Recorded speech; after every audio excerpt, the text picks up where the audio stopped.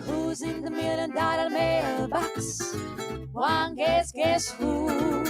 Who'd never ever start an argument? Who'd never show a bit of temperament? Who's never wrong but always right? Who'd never dream of starting a fight? Who's on your screen with the comic book scene? No one but Dan Shaheen. Who indeed is on your screen with the comic book scene? It's me, your old pal Dan Shaheen.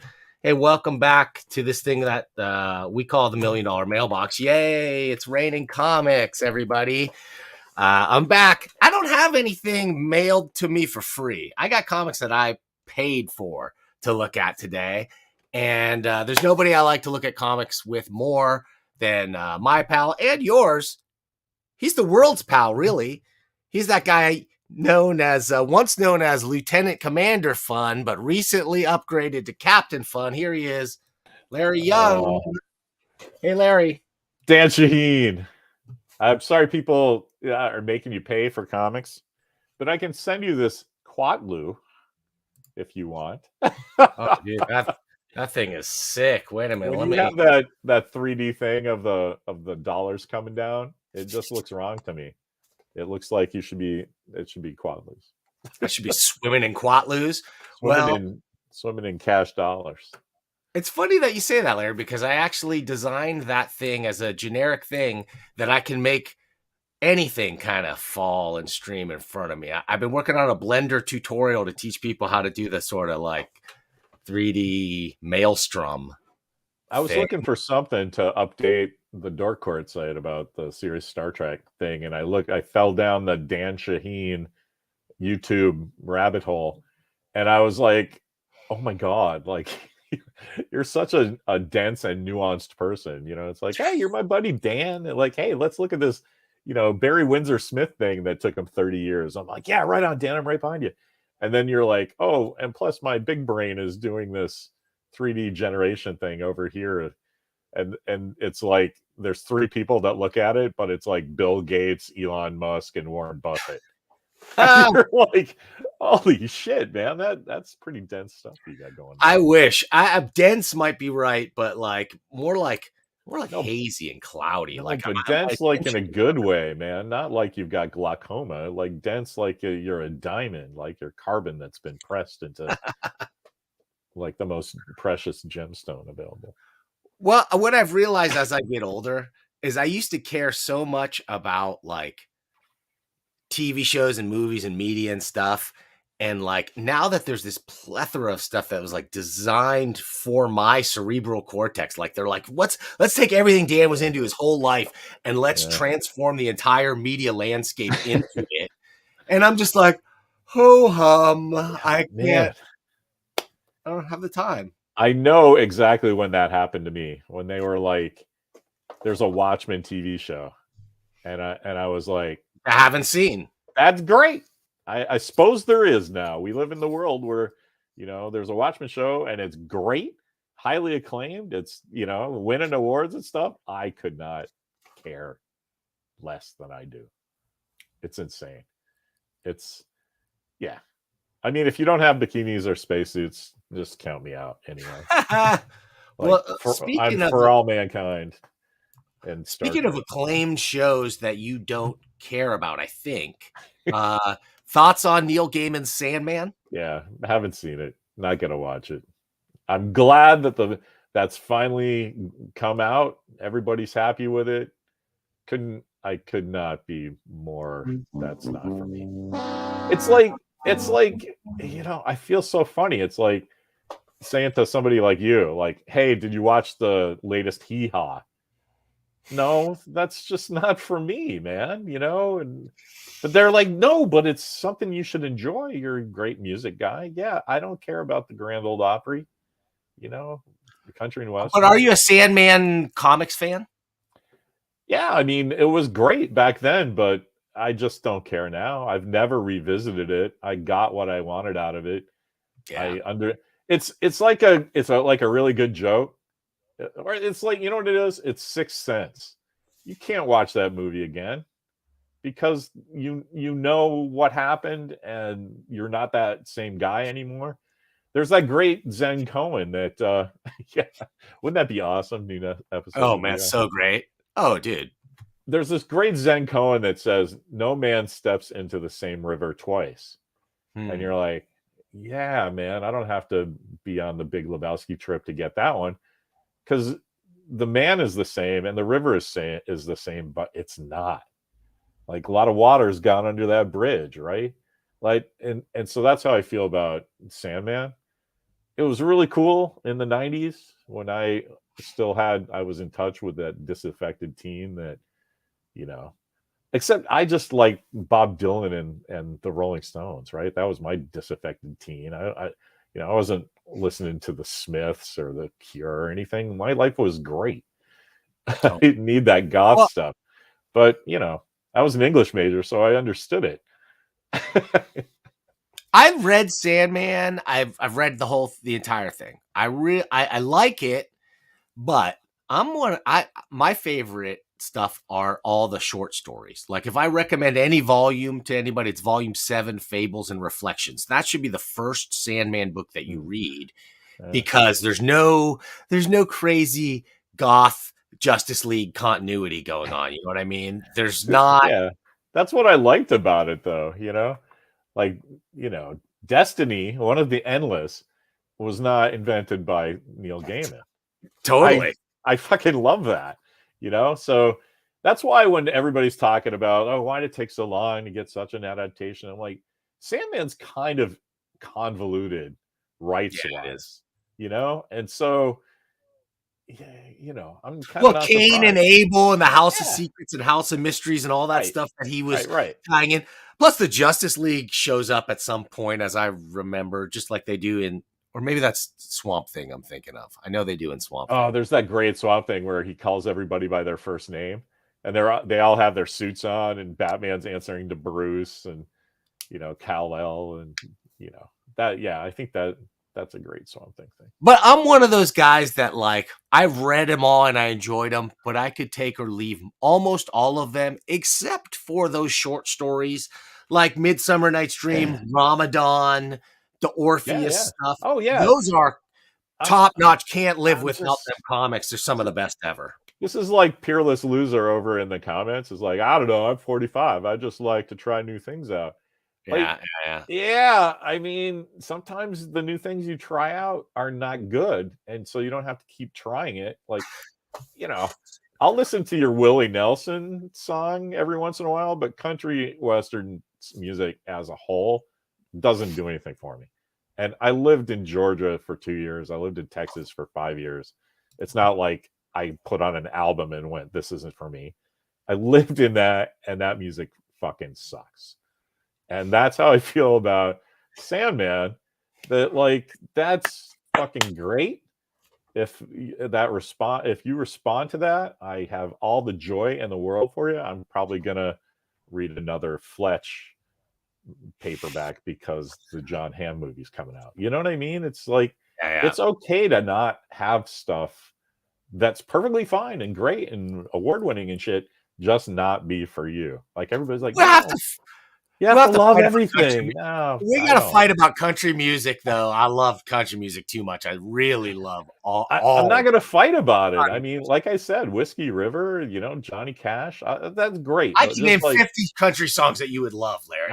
I'm sure I would love them, right? Yeah, I mean, in the 70s, man, I listened to Charlie Daniels all day long.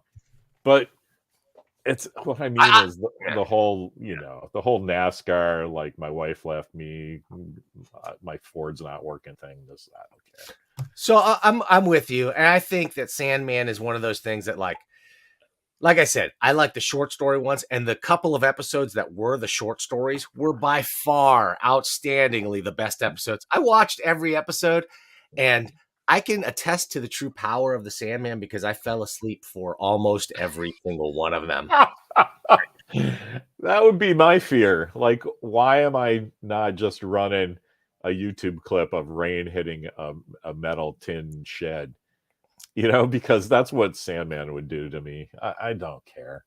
And You know what I do love? I'm reading every single incel nerd like freaking out about death is a black girl and Lucifer isn't David Bowie. And so I'm getting a lot of joy out of the fact that show exists. It's just more the moron response to it. The only thing about Lucifer, I wouldn't care because it doesn't matter. An angel, they don't have sexual, they're asexual kind of to begin with, the whole idea of what Lucifer is. So it wouldn't matter. I just think Gwendolyn Christie is not very great in the role. And they made a point of switching. Like there's a scene from Original Sandman where he goes to hell and he battles a demon, Karanzan or whatever, and they chose to have Karanzan step aside and bring in Lucifer, so it could be Lucifer versus Sandman, and setting up.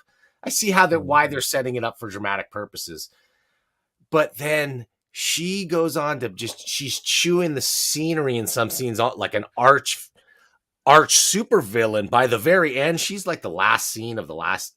She's like, and Dream King will bow to my wicked plans. And it's like, it reminded me of when Jeremy Irons was in the Dungeons and Dragons movie. Did you ever see that movie? I didn't, but that's what I'm laughing. I'm having that thought. So go ahead. It's stunk on ice. Yeah. And Jeremy Irons, who is undeniably a fantastically great actor. Yeah. Was awful. It's one of those things where it's like, oh, I can embrace it and chew the scenery and do this and that. And it just stunk. But No subtlety, no nuance to it, in a way that the character of Lucifer is so nuanced in the comics and is so not what you expect the devil to be, that it was jarring for me, and I didn't like it so much. In the show. The show. Yeah. I didn't like her portrayal in the show. I mean, but I didn't care about the gender swap or anything. That didn't matter, but just your performance, like, sort of underlined why I don't care about Sandman, because I don't dig on sword and sorcery stuff unless you're Conan. Like, who doesn't like Conan? But like Krull and Lord of the Rings and all that stuff, I just don't care. I'm with you. And so that Sandman is that vibe to me. It's just everybody's got their sleeveless leather jacket on and are crying about their philosophy exam they have to take. And I'm just like very far removed from that level of angst that your performance of like, so Dream King, I'm like, nope. I don't need it. I kind of thought it was cool when the Endless were going by their D names. So it was kind of like, and all the Justice League stuff. I'm like, okay, I love that. I love Sandman. We got Sandman Mystery Theater out of it, which is right. Awesome. But once you start going, and though, yes, there's the time in which I went to the field of the books that were unwritten, I start to not care. I'm like, yeah. Blow something up, Dream King. Okay. I although I will admit that they totally hooked me again with that 11th bonus episode. The cats, the Dream of Thousand. Yeah, the animated. It was actually a half and half episode, or 2 episodes. One that was the Dream of 1,000 Cats, and then the other one was about, you remember the guy who captures the muse and he keeps the muse. Yeah. Like he rapes the muse to get to write his great novel. It's a great issue. Again, one of those single issue stories that makes me hopeful that I'll find stuff to enjoy in the future. Like, I'm looking forward to what they'll bring to it. So I will check it out again. If it continues, right? They say it's the number one, it's the number one show in the world, Larry. It's the number one show. No, see, it's not though. I think that's so funny. Like, Neil's great about that stuff with his marketing, and he's like, oh geez, here's the thing, that it's Parrot Analytics that is saying that.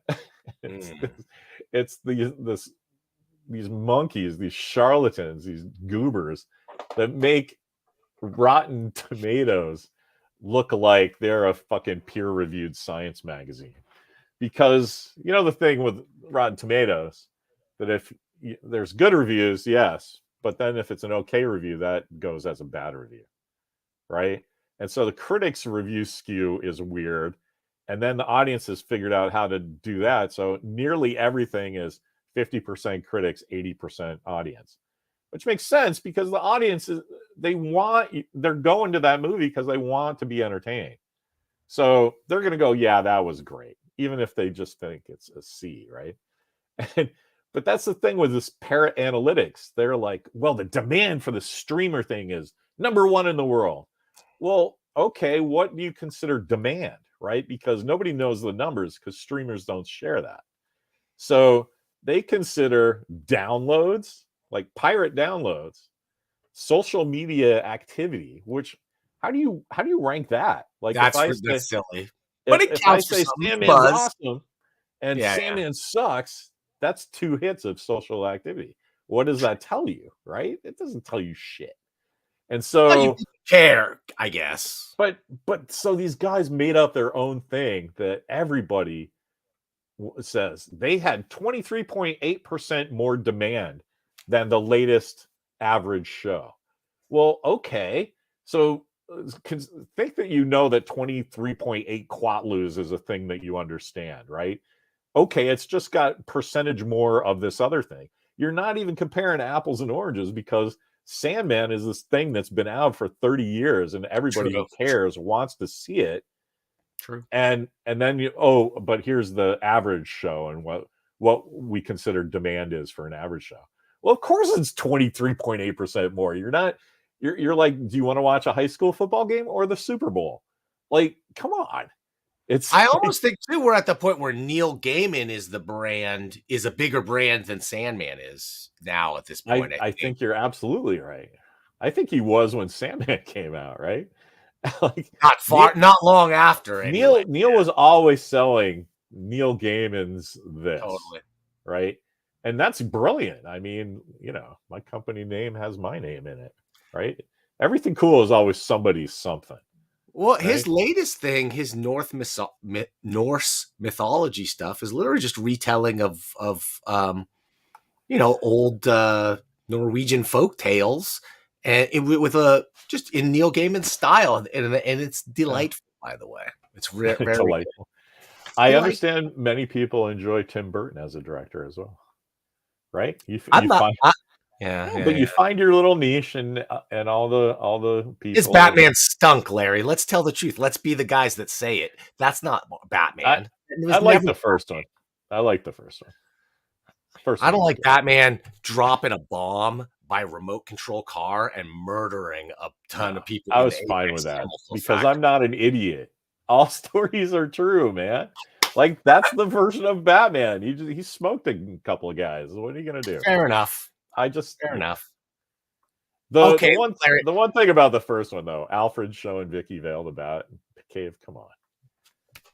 You're fired, Alfred, and probably murdered too. If Batman, I was going to say you would never hear from either one of those people again. If I was, you're a liability now. You're now walled up. Did that girl come over to your house? No, I don't know what happened to her. You're now part of the foundation of Wayne Manor, just like the contractors that built the Batcave, right? Okay. All right, let's dip into the mailbox time. Let's look at some comics there. Are you ready? All right, let's look at some comics. Sounds good. All right, let's do it. Enough of my ceaseless prattling. We got two. We got two to look at today, but let's jump on in to where? The $1 million mailbox. The $1 million mailbox. The comic scan. Fantastic. Wait a minute. We don't need those things. And maybe we go into this mode. I totally forgot we were doing Shelly Bond's book. Yes. And I know you did. I didn't. Okay. And the Mormons. That's a good looking package. Yeah. So what do you want to do first? Let's do Joseph Smith, and we can talk about. Yeah. Let's do it. That's the first time I've said more Mormons and decent package, and not be talking about Mitt Romney. Haha. In his magic underwear. Well, I already love this. This is great. Yeah. Nice. That's a nice object. This is a 400-page book from Abrams Comic Arts. It's been 10 years in the making. a guy who I've talked to on the show. I had Noah Van Sciver in here with the great Peter Bagg together to talk about nonfiction comics, and literally dozens of people watched it, Larry. It was amazing. And well, they should. And we talked about this, and this is a story I didn't know, even though I kind of thought I did. I didn't realize what kind of a guy exactly Joseph Smith was. Well, you know a lot about Mormons, Larry? You know, I just know what Mike Allred did in his Golden Plates graphic novel. Ah, okay. I don't have a lot. I'm so glad you know that. Talk about that for a second. All right, so Mike Allred. That's the same story, ostensibly, as this, right? It's the Joseph Smith story. That's yeah. I mean, I don't know about this one yet, but I assume that if he's talking about the Golden Plates and where Mormonism came from, I'm sure that's it. But yeah, Mike Allred, who did Mad Men, Graphic Music, Dead Air, all these friggin' just legendary independence stuff. What was his? Oh, Citizen Nocturne. His vampire book was just crazy good. Oh, I don't and then he went all mainstream and started doing X Girl and Super Cats or whatever. But boy, man, that guy, he had some stuff going on. But anyway, he did a book called Joseph Smith and the Golden Plates. I'm pretty sure. I remember it. Full color, beautiful, oversized thing. His what was his band thing called? The Gear, I think. It was that sort of 7-inch vinyl kind of. Yes. If you took that vibe and put it on the Mormons, so it was kind of I loved it, but I love freaky in between stuff like that, and I think that fans of Mike Allred's didn't know what to make of it, and then Mormon folks kind of didn't know what to make of it from the comic end. So this, at least from the packaging, it looks like something that a Mormon might pick up. and Allred is a practicing Mormon though to this day. So he is. Oh, good, yeah. I believe Allred, I believe, is still a that kind of. I know he's a religious guy, but was it a loving portrayal, as if everything that Smith claimed was actually happening, illustrated in a lavish Mike Allred style? I just read this once back when it came out 15 years ago. So I don't remember exactly, but my feeling was that it was just the vibe of it was Mike taking all his powers that he had at the time with, his Casual Heroes covers. And Mike has a cool, sort of modern 1950s vibe. Yes. Not going all the way into Mitch O'Connell, but he's got a particular thing, and he just took that sensibility and applied it to, which was, I guess, obviously a personal thing. So when I wasn't really reading it for narrative, I was just looking at the art because I love Mike Allred's art. Okay, yeah, right. That's how I looked at it too. Straightforward, it's oh, here he is digging up the plates. Here he is doing, So there was a narrative. I just don't remember it. I mean, I was like you remembering all the Sandman stuff a little earlier in the show. I was like, "Do you remember Fables and Nocturnes?" And I'm like, "I don't remember what I had for breakfast, man."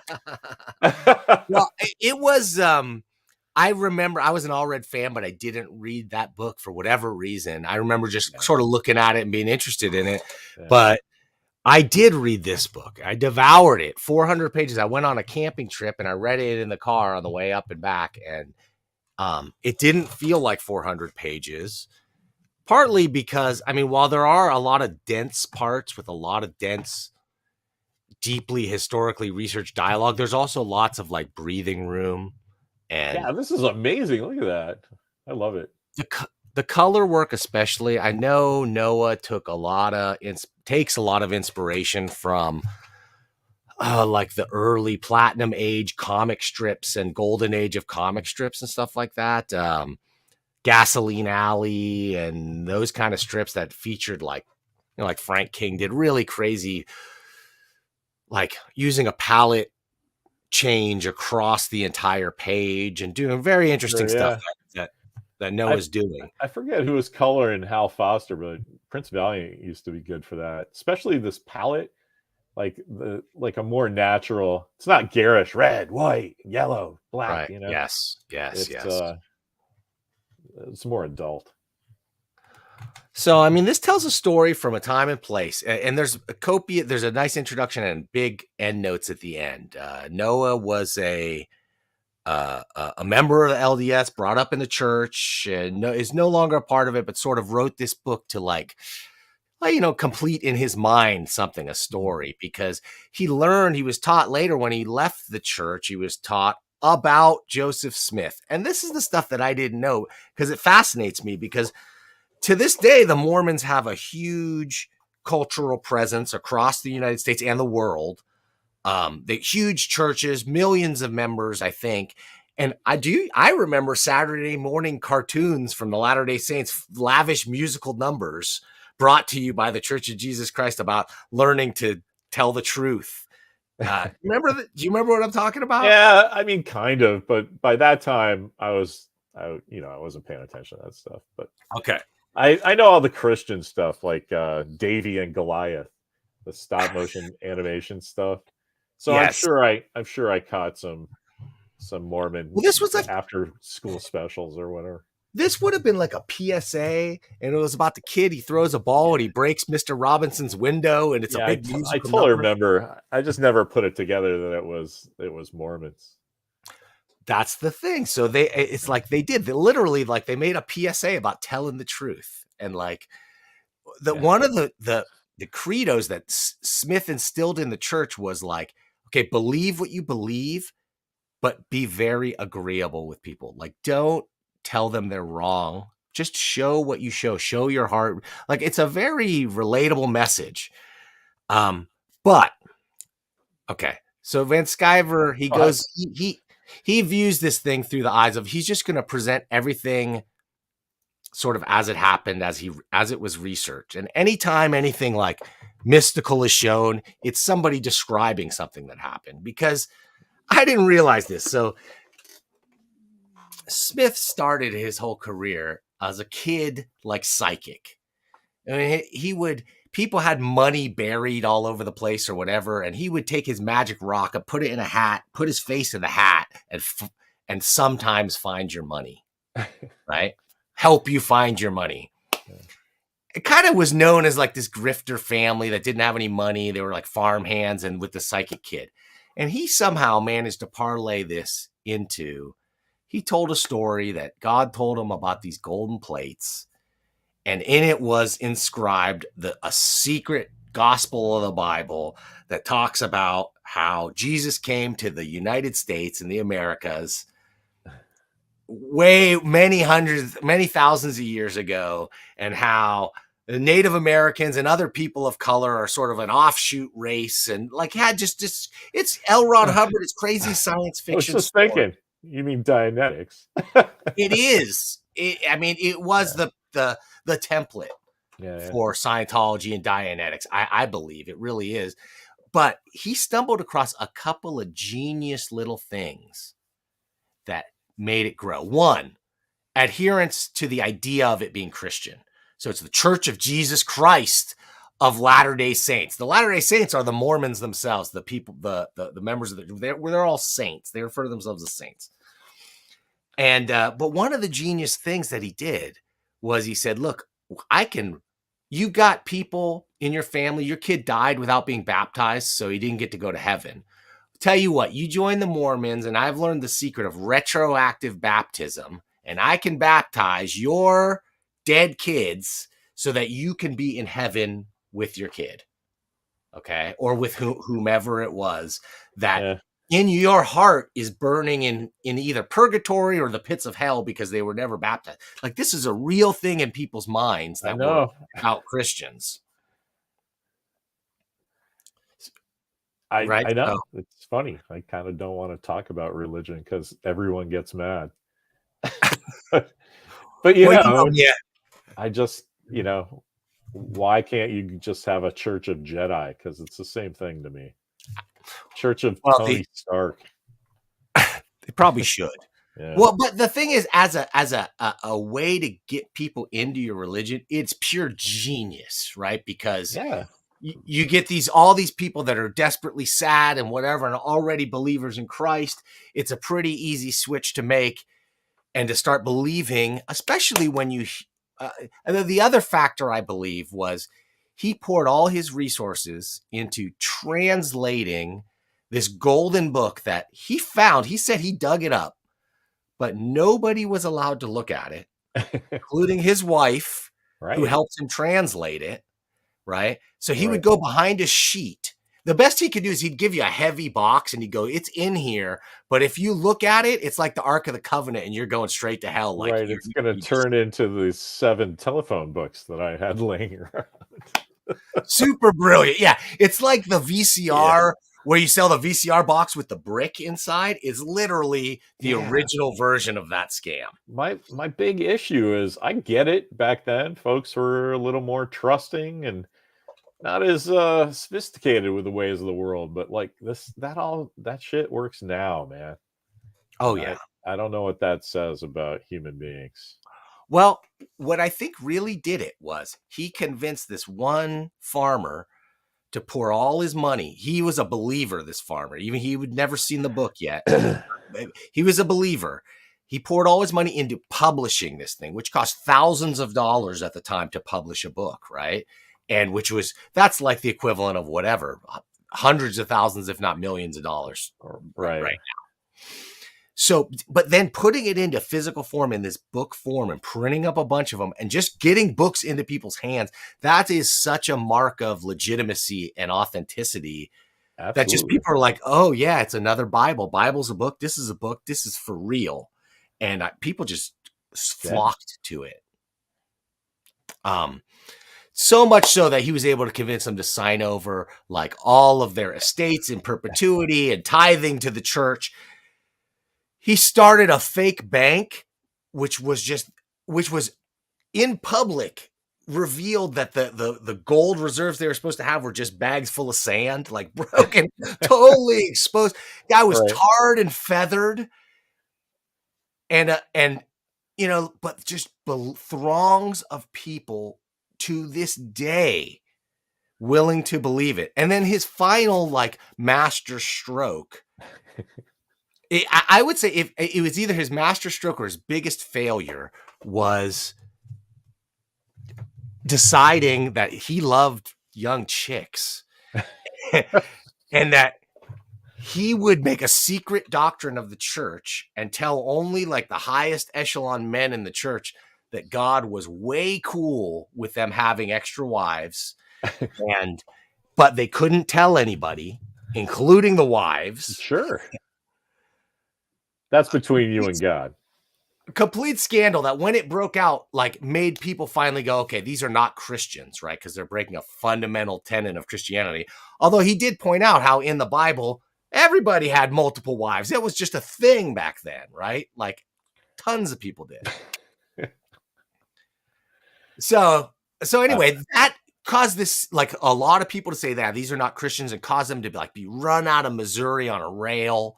And without that, they were one of the fastest growing religions at that time. And they could have been like a dominant, even more dominant than they are now. They're very powerful to this day, but like they could have the way he structured their belief system was very seductive to a lot of people. And I think it would have brought a lot more people in if they could get over the whole bigamy thing.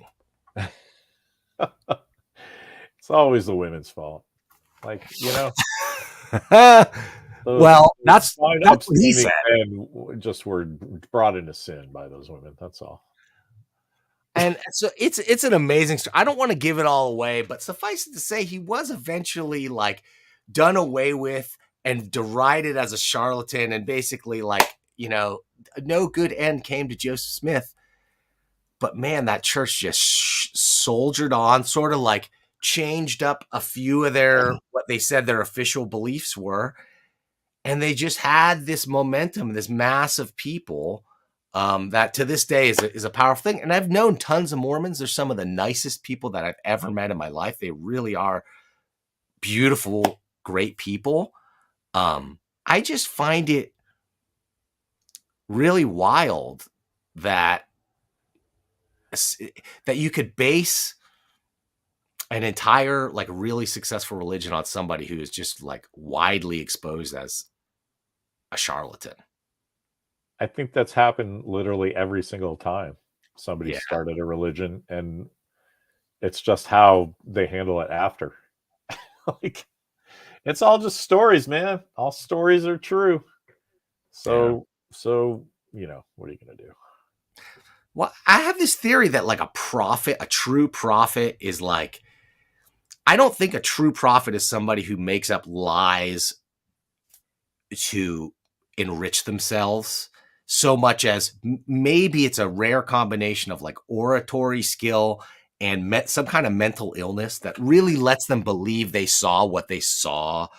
And it's that true belief in them that enables them to inspire people. Because if it's just like, man, if you're a fancy enough talker, you can get people to believe fucking anything, then I am just disgusted and sickened with humanity. Yeah, I was gonna say it depends on how cynical you are, right? I mean, it's all I'm just so cynical. it's all just moving cans of soup around, man. Are these cans of soup? We call this God. Okay, this can of soup. It's going to cost you 39 cents for this can of soup to get closer to God, right? I mean, it's been like that forever. It's all just marketing and control, and the whole thing. Okay, so as a comic, Organized this thing is dense and readable, but readable. It was a page turner for me anyway. I sometimes find myself glossing over things if they're too text heavy, but I really legitimately wanted to read every word because it was just well composed and paced. I just love the work that's involved in this, right? Because he's doing everything, even the lettering. Yeah. So just hand lettering 400 pages that's just a feat right there. For sure. That's a great segue into the Shelly Bond book too, because it's a whole different kind of comics that she's talking about. You watching Righteous Gemstones, Larry? I saw the first season. I thought it was good.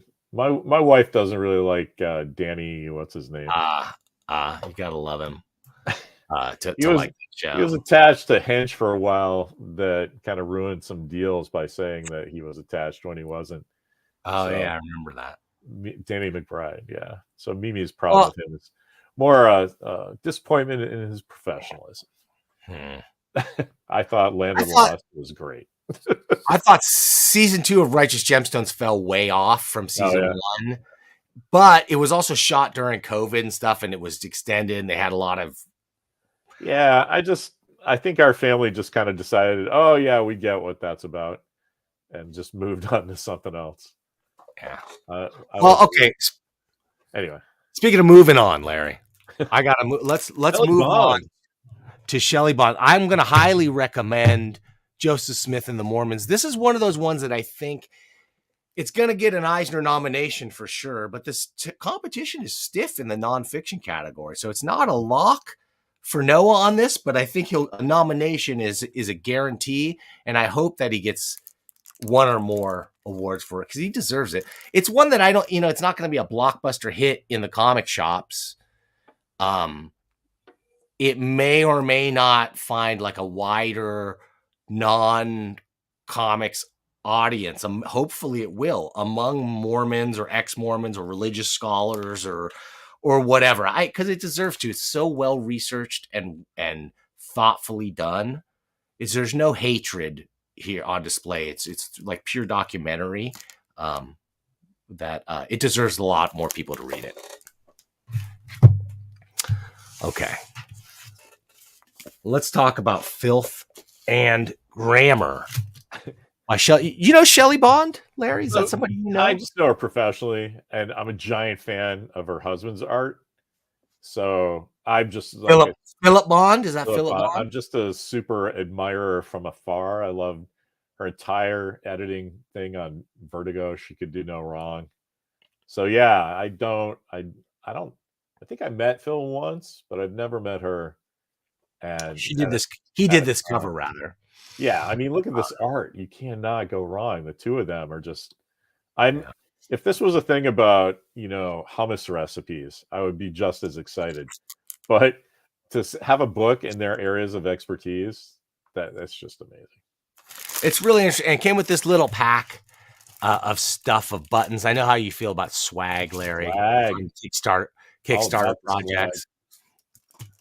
But I also like that I opened this up and right away you get this little one-pager, how to make a one-page mini comic. Oh yeah. A zine, yeah, how to do zines. See, as a little one-pager tip in, or that they added to the book. I was all about that scene in the early 90s. Oh, totally, dude. So, yeah. What a dream. You got those end paper things and the little false, I forget what those are called. That flap. Look at this book. Look at this book with the flap. Yeah. spot varnish on the cover.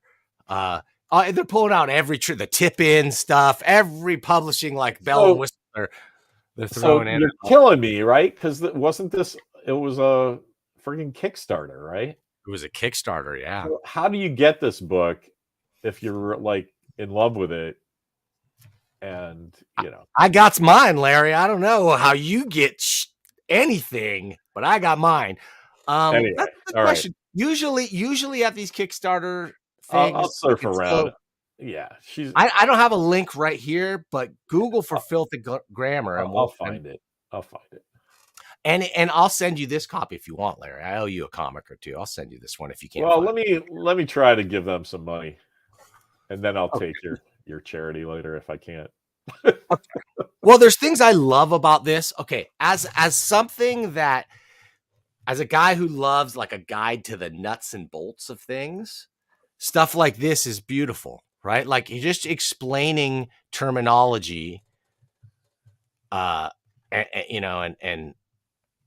how everything works and just what these things mean. You hear them all the time. The nuts and bolts of like how comics go together. Very interesting. The style is like a multimedia extravaganza. It's not really, wait a minute, let me go smaller. It's not really a comic.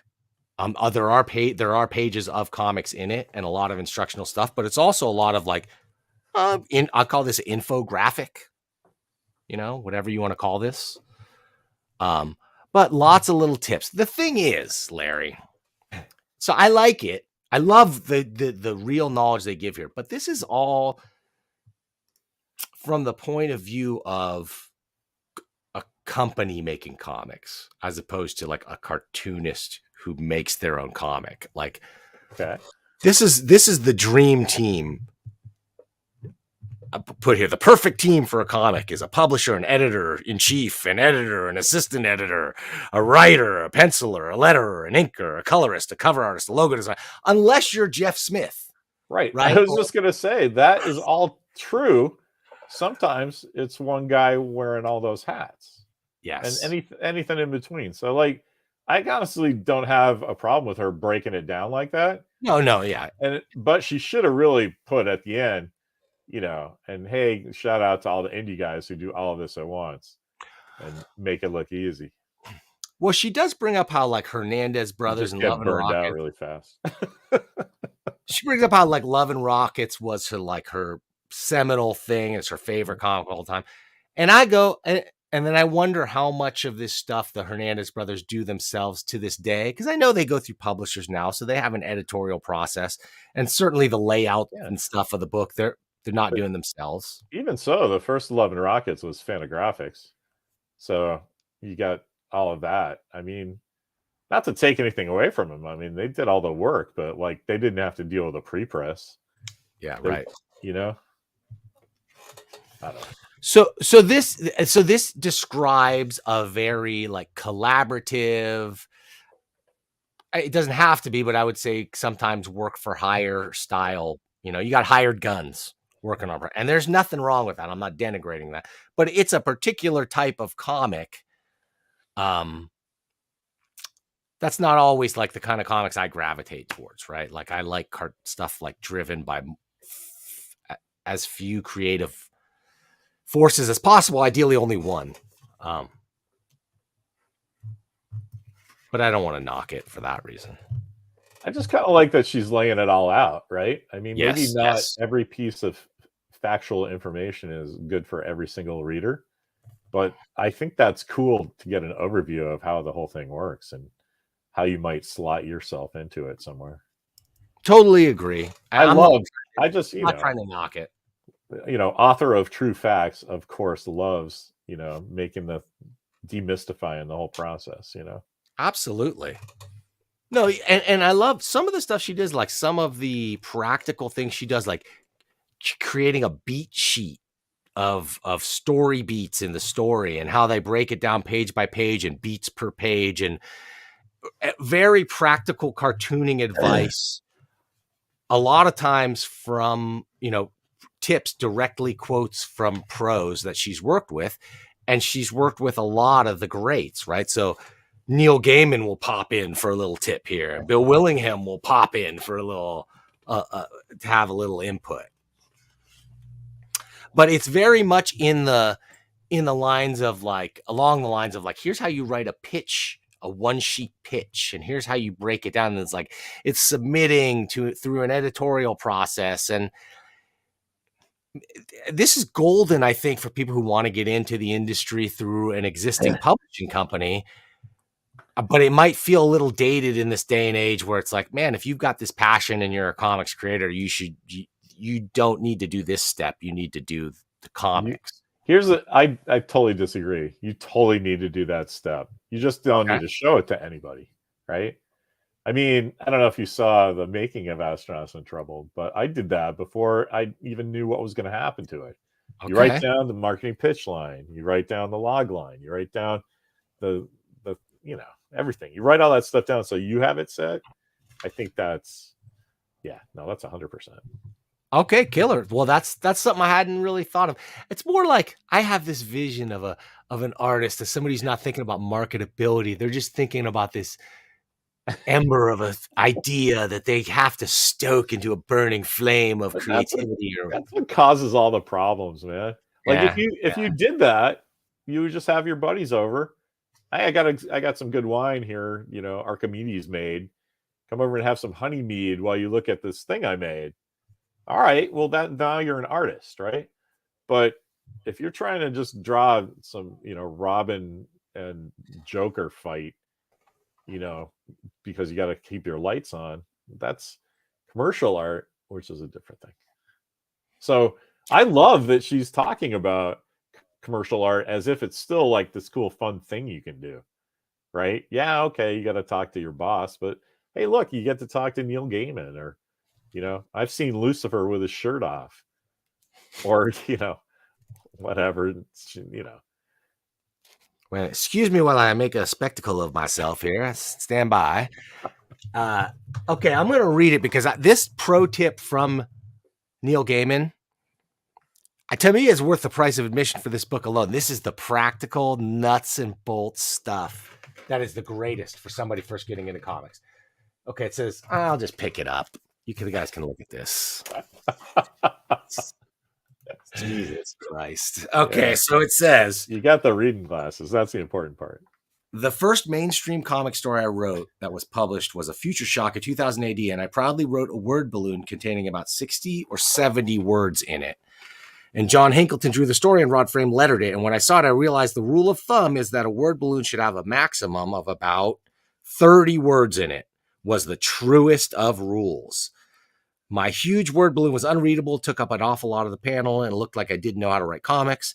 After that, I'd have a rule for myself: no more than 180 words a page, which gives us 6 panels at 30 words each. And I would change it around depending on panel size and number and what I was doing on the page. But as a rule, it served me well for about 35 years. And if I break it, I break it carefully. And I remember that first terrible panel all over again. What do you think of that rule, Larry? I think that's amazing. I would cut it down to 25. But, okay. But I think that's amazing. Yeah. That kind of practical tip from somebody that like just who's such a pro's pro is gold to me. There's such tons of stuff like that though, like the mini cliffhanger at the bottom right hand page, because the physical turning gives you a pause in the reader's brain. Yeah. Yes. There's I so don't much know stuff if they like go that. into- yeah. Anyway, I don't know that he goes into that one. It does go into like crossing the line and stuff that I remember from my media training, the 180-degree rule. oh, the 180 rule. Yeah. Yeah. We call it crossing the line on TV. Like there's a line. There's a line. Yeah. So great stuff with like very practical tips. Oh yeah, that's the one thing I wanted to say. And she does make a killer point in here. Because I go, look, lady, okay, Shelly, you're a great editor, but when you're working with a Neil Gaiman and a Bill Willingham and a Mike Carey and a whoever, I'm sorry, but how much? Because there's a lot of here about like and everything else that I go. But she makes a point to say, look, sometimes when you're just working with a killer creative team, just get out of the way and let them do their thing. Larry, did you drop out or something for a minute? Yeah, no, I you kind of froze up on my thing, so I couldn't hear what you were saying. But I put it together that it's a gem. Shelly's brilliant, and sometimes being an awesome editor is knowing when not to edit. Bingo. Yeah, bingo. So I'm good. I caught your gist. Okay, this thing here, this is a revelation to me that I love. This idea of a beat sheet. Is this something that you do or have done? I don't, because I already do it in my head. Like, I know that it's going, but I don't really do outlines either, because I know the beginning and middle. I know the beginning and end of a story, so sometimes I have to plot the middle. But this is all golden, though. Golden. And just having a thing that says beat sheet and say somebody has never heard that term before, right? Like, I did look up real quick. She's at offregister.press, and you can get a copy of that for $20 or a hardcover for $40. Thanks, Larry. I'm doing that right after I get off of this, because that is worth it right there. If I knew anybody who wanted to work like in the comics industry, they weren't necessarily a cartoonist, like they want to be maybe try their hand at being an editor or like a letterer or a colorist or something like that. You got to read this book. This is a look at the current state of the industry practices in a way that I've never seen in another book before. It's not about being about cartooning, although there are tips for the penciler, the inker, the colorist, the writer, and the letterer in separate chapters here. It doesn't go deep into any of those things. It takes the really wide view that I guess a good comics editor needs to have, and needs to be proficient and understand the nuances of all those things. I just love that somebody laid all this out. This is great, because I said that up top. It's like, one of the things from True Facts that I used to get is people. There's this guy, Dave Gallo, who was at the time running a community theater. He's like, this book is like my Bible. It's just every time you say comics, I just think theater, and it's all the same thing. And I had never really thought about that, because I was so focused on what I was doing, that like this kind of stuff does apply widely. And so when I see a book like this that lays out the struggle between like creative and corporate, right? Yeah. If you read the whole thing and process it, you can see where you might slot in or not in the whole process, which I think is amazing. I think that's the most important thing, or not. Like, or like not. To me, I would read this thing and it would be like, that's not what I wouldn't want to do any of these jobs as like full time, 100%. Yeah. Like it's not in me, like to be an editor, because it's almost 50% of the editor's job, in my opinion, and what I glean in this book, is scheduling and wrangling and connecting, and that's just paperwork. Not my favorite thing to do. I can't believe you flipped by a friend of the show, Jim Rugg. There, he was giving a pro tip. There you go. Let's see what Jim says. Oh yeah, Jim says he learned to do thumbnails. Working his first book with Shelly was Plain Janes by Shelly, edited by Shelly and written by Cecil Castellucci. He had never used thumbnails before that, and I guess at Shelly's behest he did for that book, and has done them ever since. So he finds it pretty handy. Okay. Like I said, there's stuff for penciling. And then who do you get to talk about penciling and inking and art? A lot of in-depth stuff with Mark Buckingham. Quality, really, really high quality stuff. And I love that she chose a bunch of different people to help with this book.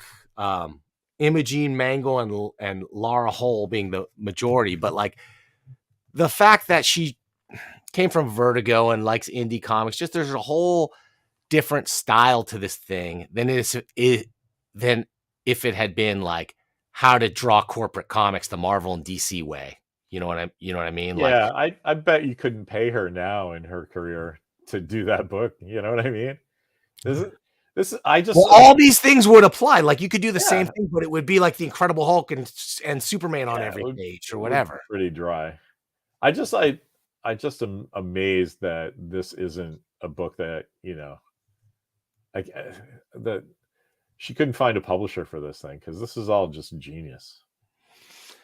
I guess she had published a lot of it as mini comics in the past, and then she decided to do the Kickstarter. But more, Larry, I don't think it's about she couldn't find, people can't find a publisher. It's more like, I don't want to make compromises to work with a publisher, and I don't have to anymore.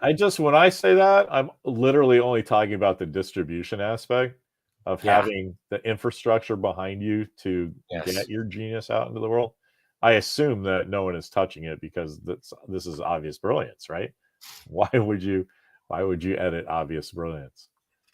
Well, I mean, but and the shipping and fulfillment and all that stuff now is stuff that you can totally outsource or take care of yourself. Like there's so many, it's so empowering to me. Like when I think about it, like when I thought about, I talked about Rob Liefeld and his statement about the kids today have a different attitude.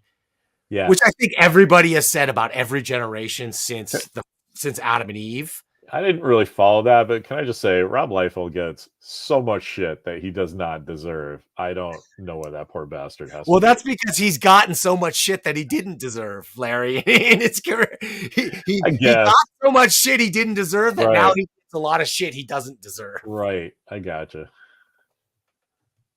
I love Rob. He's great. I do too. He's one of those guys that came around to like, his style of art and the image stuff kind of pushed me away from mainstream superhero comics. Yeah. That was when I went to college and everything else. That was probably inevitable anyway. But like, I hated it because I like the old school. I was a Michael Golden guy. You're not going to put Rob Liefeld and tell me, you're not going to fucking piss on my head and tell me it's raining. Okay. This guy is not a superstar. That's not Liefeld's fault though. That's the whole inking style those guys did. Like, not just Liefeld, but Silvestri and Jim Lee and Wilkie Portaccio, all their super over cross hatching thing. Super rendered. Of course, that's not going to look like a Michael Golden thing with a smooth ass. Well, their stuff at least though, but it was Liefeld in particular that I didn't get. And I honestly think I was kind of missing it in the same way that young Danny didn't understand Jack Kirby. Slightly older Danny didn't understand like the appeal of Liefeld and why it was so appealing to people. I'm not going to pretend he's on par with Kirby, but a lot of the same things apply. If you talk about like, I totally get what you mean. Like you just didn't dig the vibe. I didn't. I get it. But Kirby, anyway, I'm just saying, you don't have to draw perfect. You don't have to render ankles or draw perfect fingers to be a great comic book artist. I just think that guy gets way too much shit for what he puts out into the world.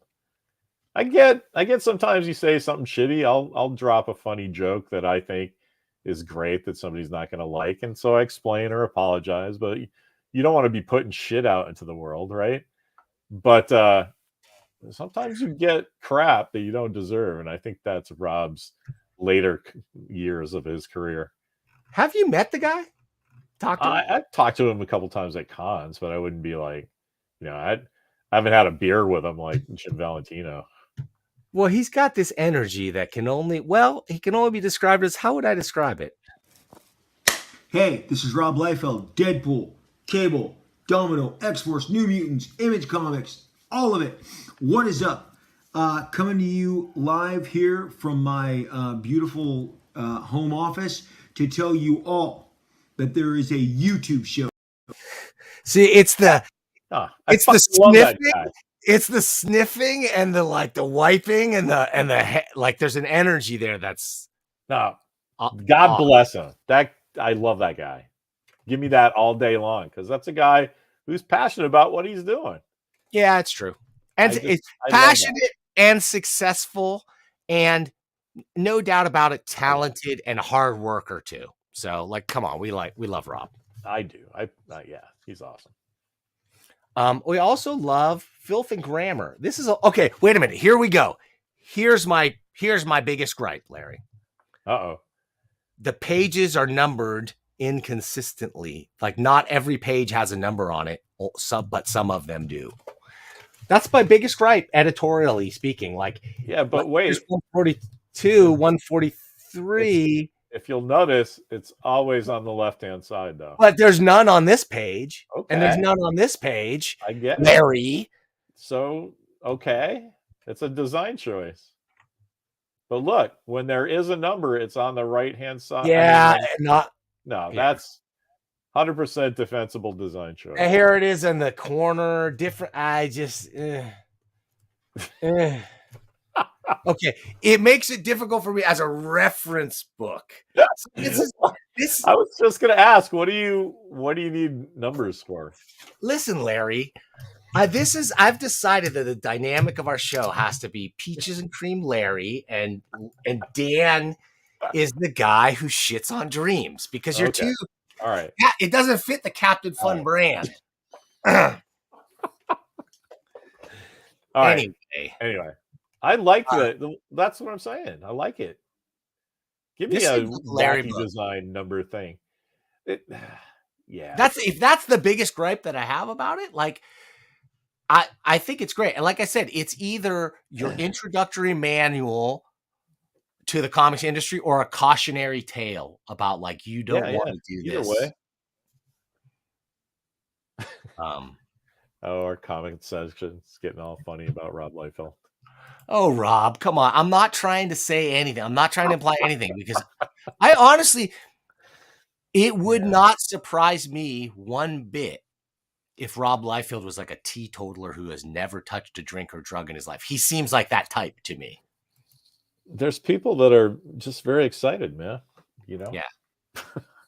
Well, there's dudes like that. There's dudes that are so naturally excitable. They should never do that kind of drug. Like, I'm one of those guys. Who like I should not do stimulant. I don't do stimulants because I can't imagine the monster that it would turn me into. I like an accidental overdose of gamma radiation altered his body chemistry. Dude, I'm constantly dulling my just to stop voices from taking over. But I digress. Yeah, that sounds like an after show conversation for us. Okay, guys, wait a minute. One thing I got to do before we get out of here is we got to tell them where to send the comics because I don't have any comics sent in the mailbox. I'm still waiting. I know there's stuff on the way, but hey, Larry, you do this so well. Why don't you tell us where can they send those comics? Well, to the $1 million mailbox, of course. PO Box 11633 in beautiful downtown Arcata, California, 95518. And actually, and today, friggin' off-register.press, go and give Shelly Bond some money. Oh, yeah. And Abrams, you can't, Joseph Smith and the Mormons is hot out there. Noah Van Sciver. He's got another new book that came out recently that I haven't got. That's honestly probably more my favorite stuff. My favorite Noah stuff is the funny stuff. Fanti Bukowski, another 400-page book when they collected all three of them together, is a rip-roaring, just like really, really funny, like, I don't know. I like my giggles. And he said there would be laughs in this, and there were a couple titters, but there's no laughs in this one. I don't think of Mormons and hilarity usually.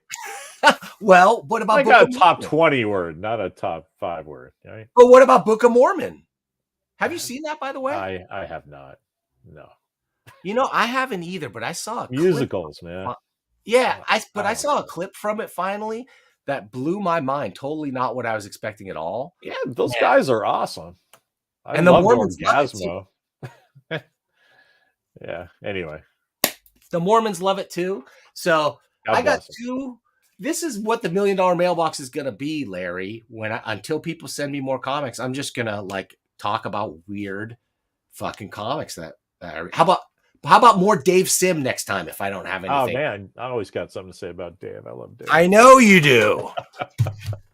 So I kind of maybe feel like I need to look around in this day and age. Like, yeah, I like Dave Sim.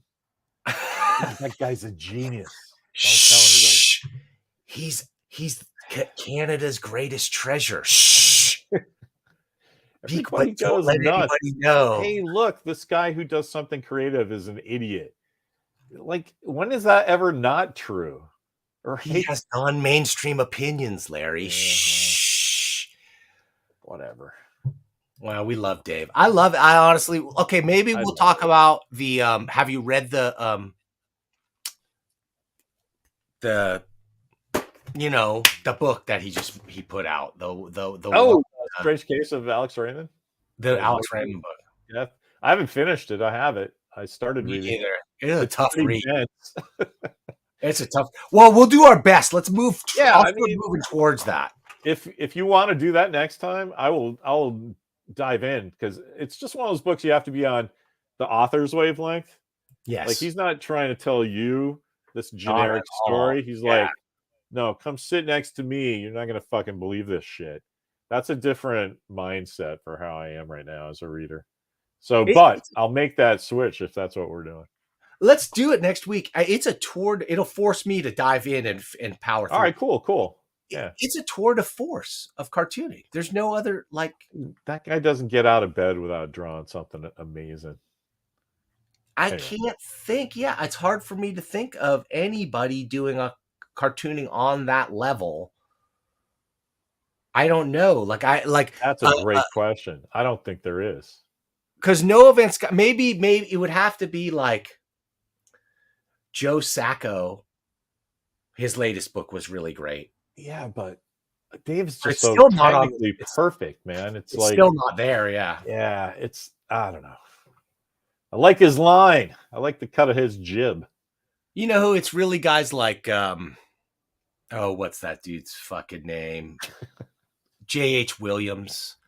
Yeah. They're the technical level. There's lots of guys that are there, and J.H. Williams doing his own writing and stuff too. You know who I love for that is Travis Sherrist.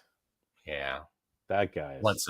Once every 20 years, you can. Yeah, but it's technically perfect, right? Yeah, I guess so. He never. That's another one that never really registered for me. Because he, you know why? Because he's one of those guys that drives to the asteroid belt and comes back. So like a year for him is like 20 for us. Yeah. And so he's like, oh, here's Wildcats #2. And we're like, no, Dave, half your audience is dead now. Yeah. It's like a Jeff Darrow or that's the closest thing. It's just like, I'll bum me out. I was like, I love that guy's art. And, but like, you never see it. Okay. So Larry, tomorrow, Friday, yes, could be the last serious Star Trek, but the last one on Fridays. Yeah. Let's not say it's the last one. Right? I don't think it is. It's not. Price has got a new gig. And can't do it at Fridays at noon on the internet. So I think we should move it to it. We should do a after dark show. You know what I mean? So and do an evening one. Yeah, but see, because he's on the East Coast. Like, how does that work for you and me with kids, right? Okay, well, we'll figure it out. Like, we could do it at 10 o'clock our time, but that's just 1 his time. Yeah. Okay, we'll figure it out. We'll figure it out. But yeah, we're doing it tomorrow. This show to Fridays because I like that Friday at noon spot. It's just a fun time to be broadcasting. That's the power of marketing, man. The reason you like that is how many times have we said Fridays at noon? It works. It totally works. All right. And it makes me, and it also gives me like the momentum to be there and make sure the show is ready. Yeah, exactly. It's a little promise we're making to the audience. Yeah. Okay. So all right, we will be back Friday noon on the internet, and then we'll keep you posted on the future. We will, and you will await further instructions from us. Correct. Thank you for watching. Ooh, that's an ominous note for the I show. know. Just do what we fucking say, fanboy. Yeah. Well, we love you guys. Bye-bye. See you next time.